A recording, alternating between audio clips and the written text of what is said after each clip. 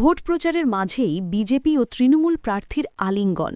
শারীরিক পরিস্থিতির বিষয় খোঁজ নিলেন একে অপরকে শুভেচ্ছা বিনিময় করলেন।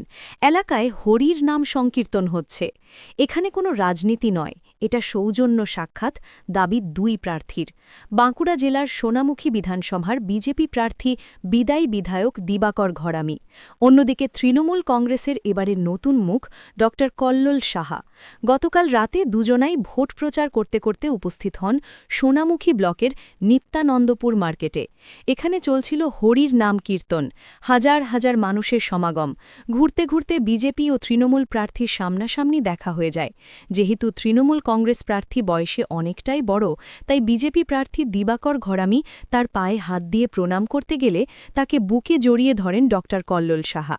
দুই প্রার্থীর সৌজন্য বিনিময়। তারা দাবি করেন এখানে হরির নাম সংকীর্তন হচ্ছে। এই সৌজন্য সাক্ষাৎ কোনো রাজনৈতিক বিষয় নয়। দুই প্রার্থী একে অপরের শারীরিক অবস্থার খোঁজ খবর নেন। এই সৌজন্য সাক্ষাৎ দেখে খুশি সকলেই। তৃণমূল কংগ্রেস প্রার্থী ড কল্লোল সাহা বলেন, এটা কোনো রাজনৈতিক জায়গা না, এটা হরির নাম কথা চলছে এখানে। হাজার মানুষ মিলিত হয়েছে, এখানে কোনো রাজনীতি নয়। দিবাকর আমার থেকে ছোট, তাই সালাম করতে পারলাম না, বুকে জড়িয়ে নিলাম এবং তাকে শুভেচ্ছা জানালাম।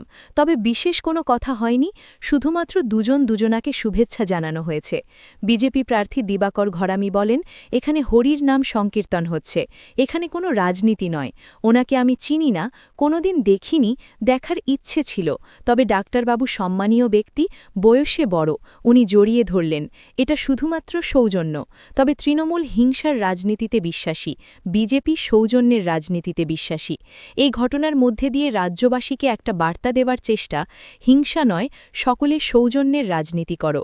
এখানে এসেছি, এটা ভগবান শ্রীকৃষ্ণ শ্রীমতী রাধারানীর দেবালয়। তার চরণতলে এই এত কয়েক হাজার মানুষ সমবেত হয়েছে, তাকে শ্রদ্ধা প্রণাম নিবেদন করার জন্য। হরি কথা চলছে, এখানে কোনো আওয়াজ নয়, কোনো রাজনীতি নয়। দিবাকরের সঙ্গে যে সাক্ষাৎ হলো, দিবাকর আমাকে প্রণাম করতে হলো। দিবাকর বয়স একটু ছোট বলে প্রণাম তো করতে পারলাম না, আর দেবালয়ে প্রণাম করা যায় না, তাই ওকে জড়িয়ে ধরে ওকে আমি শুভেচ্ছা অভিনন্দন জানালাম। ঠিক আছে, রাজনীতির জায়গা, সৌজন্য অন্যত্র। না, বিশেষ কথা হয়নি। ও আমাকে শুভেচ্ছা জানালো, আমি ওকে প্রীতি শুভেচ্ছা জানালাম। শুভেচ্ছা বিনিময়, কুশল বিনিময়। নিশ্চয়ই নিশ্চয়ই নিশ্চয়ই, মানুষে মানুষে ভেদ থাকবে না, দলে দলে ভেদ থাকবে না, থাকা উচিত নয়। রাজনীতি আমার নীতি আদর্শ নিয়ে লড়াই।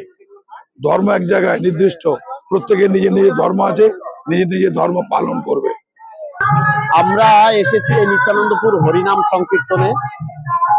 এখানে বহু বছর থেকে আমি আসি, যখন হরিনাম শুরু হয় এখানে তখন থেকে আমি আসি। তো এই হরিনাম সংকীর্তনে এসেছিলাম, এসে সামনাসামনি সাক্ষাৎ হলো তৃণমূল কংগ্রেসের প্রার্থী মাননীয় কল্লোল সাহা মহাশয়ের সঙ্গে। তো সৌজন্য সাক্ষাৎ, কারণ রাজনীতিতে এটা বিশেষ করে থাকার প্রয়োজন। আমি 2021 সালেও যখন ভোটে দাঁড়িয়েছিলাম, ভোটের দিনে সাক্ষাৎ হয়েছিল তৎকালীন তৃণমূল কংগ্রেসের প্রার্থী মাননীয় শ্যামল সাতরা মহাশয়, তার সঙ্গে কথা বলেছিলাম, সাক্ষাৎ করেছিলাম, আজকেও কথা হয়েছে। এখানে সৌজন্য বিনিময়ে এই হরিনামে, বাকি কোনো রাজনৈতিক কথা নয়, কোনো অন্য কথাও হয়নি, এখানে শুধু সৌজন্য সাক্ষাৎ হয়েছে। না না, আমি জিজ্ঞেস করলাম ভালো আছেন কিনা, কারণ ওনার সঙ্গে আমার পরিচয় ছিল না, ওনাকে আমি কোনোদিন দেখিনি, আজকে প্রথম দেখলাম, তাই ইচ্ছে হলো যে আমি গিয়ে আলাপ করি। আর উনি বিরোধী প্রার্থী হলো, বয়সে আমার থেকে বড়, ডাক্তার মানুষ, ওনাকে আমি ব্যক্তিগতভাবে ভীষণ শ্রদ্ধা করি, তাই আমি ওনাকে গিয়ে জিজ্ঞেস করলাম কেমন আছেন। উনিও সাড়া দিয়েছেন, জড়িয়ে ধরেছেন।